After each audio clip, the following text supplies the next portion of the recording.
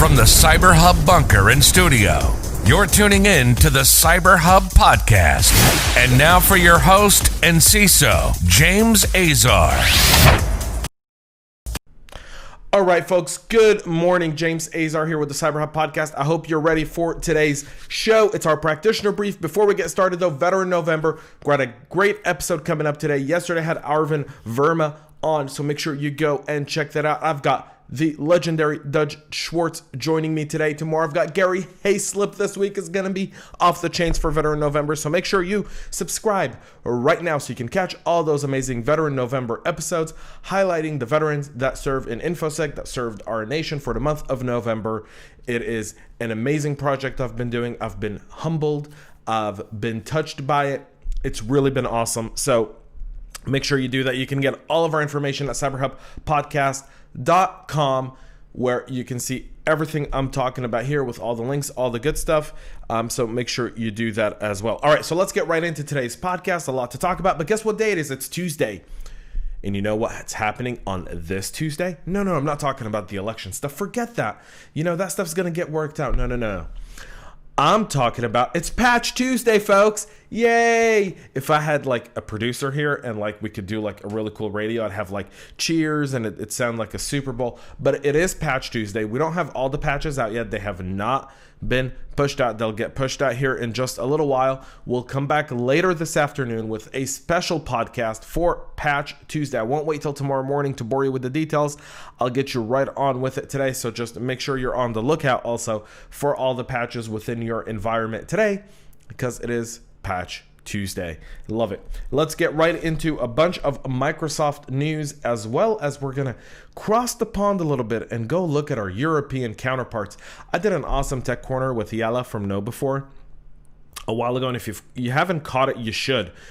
It's a great podcast because we talk about what Europeans think of US cyber and what US cyber thinks of Europe cyber, and like, you know, it was very interesting. At least for me, it was eye-opening. I know for a lot of people, I got a lot of feedback that people saying, well, that's really good. So if you haven't listened to the podcast with Yella, go back and check it out. It'll be also linked here below. So let's get right into the fake Microsoft Teams update, which leads to a Cobalt Strike deployment. Microsoft Exchange attacks exposes a new xHunt backdoor, and rights activists slammed the EU plan for access for encrypted chats and the EU tech surveillance plans. So let's get right into the fake Microsoft Teams update that leads to a Cobalt Strike deployment. Ransomware operators are using malicious fake ads for Microsoft Team updates to infect systems with backdoors that deployed Cobalt Strike to compromise the rest of the network. The attack targeted organizations in various industries, but a recent one focused on education, K through 12, which depends on video conferencing solutions due to some of the restrictions. In a non-public security advisory, this was posted on Bleeping Computer, folks. Microsoft is warning its customers about these fake update campaigns, offering recommendations that would lower the impact of the attack via its Defender ATP service. Fake updates attacks were seen in 2019, delivering the Doppler Paymer ransomware, but this year the malvertising campaign dropped Wasted Locker and showed a significant technical evolution by our opponents. For instance, they started using signal binaries and various second stage payloads. Most recently, the attackers exploited the zero logon CVE 2021-472 critical vulnerability to gain admin access to the network. This occurred via the SOC Goalish JavaScript framework found earlier this year on dozens of hacked newspaper sites owned by the same company. Planting the malicious fake ads that lure unsuspecting users into clicking to install an update was possible by poisoning search engine results and through malicious online advertising. In one attack, Microsoft detected the crooks apparently purchased a search engine ad that caused top results for Teams software to point to a domain under their control. When you clicked the link, you downloaded a payload that executed a PowerShell script to retrieve more malicious content. It also installed a legitimate copy of Microsoft Teams on the system to keep victims unaware of the attack. Microsoft recommends blocking JavaScript and VB script code from downloading executable content, and also add the defenses to that environment. Microsoft also recommends blocking executable files that do not meet specific criteria such as prevalence, age, and or outside regularly maintained trusted list. All critical for us as practitioners. Let's move on to Microsoft Exchange attack. Exposes new xHunt backdoor. An attack on the Microsoft Exchange server of an organization in Kuwait revealed two never-before-seen PowerShell backdoors. The two never-before-seen backdoors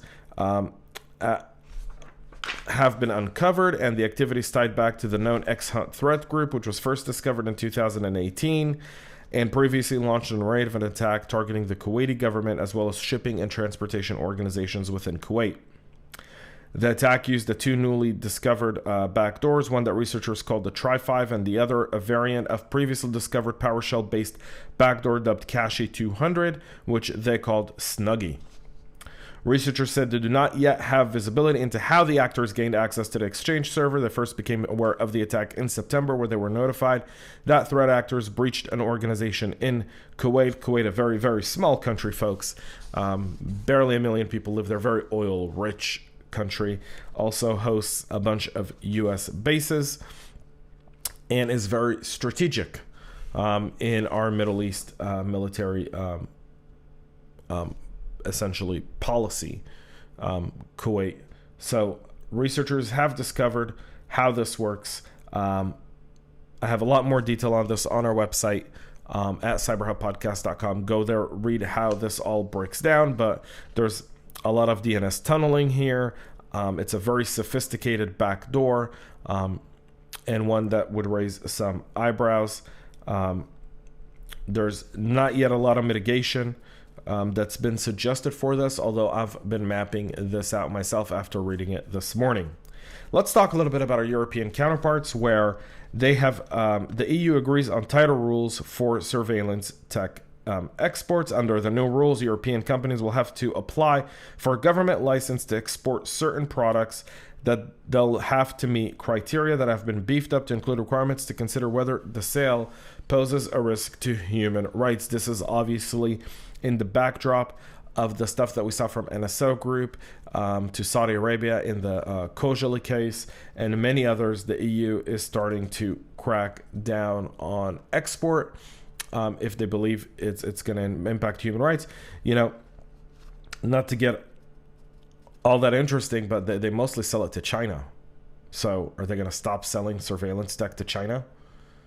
Because they've pretty much got 1 million Muslim Uyghurs, you know, in concentration camps there, in re-education camps, as they call them, trying to get them to forget their religion and just be communists. So, you know, very interesting approach by the EU. One, personally, as a geopolitical guy, I find more virtue signaling than any beef to this. It's just a way for the government to know what companies are selling. But if that's the case, then maybe the UN Human Rights Commission should actually be one that represents human rights with countries that represent human rights and not have Cuba or Russia or China or Venezuela on there. If that's the case, this just seems to be a hindrance for business, personally. All right. In other EU news, for a lot of us, those that travel to Europe, spend time in Europe, or do business in Europe, the EU has now made a proposal where they want companies to give them a decryption key for all encrypted messages so that they can get those. Now, obviously, the EU is using the recent attacks that have happened in France, the terror attacks that have happened in Paris and in Nice and in other places as kind of a headline to this. Apparently, some of those terrorists were using encrypted messaging apps, and as such, they were unable to intercept and understand the plot. Whether or not that's true or not, this is very interesting from a privacy perspective. It's very interesting from a security perspective, because once you give it to them, then you're creating another threat vector, because governments aren't exactly known for their cyber hygiene.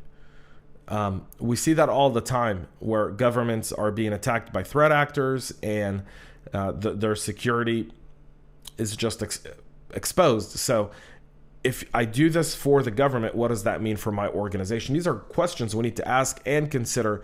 And I think these are going to change a lot the role of the CISO when it comes to this kind of stuff. I know I have a call later on today because of this stuff with CISOs all over Europe and the US, a lot of us that work internationally, to have just this conversation. What does it mean from a backdoor? What's the best practice? How do we comply with this? And what does that look like? Very, very important questions that probably weren't being thought of here. You can get all and a lot more on that on our website. Again, we're over time and out of time. I'll be back with more later today for Patch Tuesday, and then tomorrow morning again. Veteran November today, Dutch Schwartz folks, 2 p.m. Eastern Standard Time. Make sure you tune in. Until then, my name is James Azar, signing off, wishing you all to stay healthy and stay cyber safe. We love feedback, so make with us on social media and subscribe to our podcast on your favorite podcast listening platform.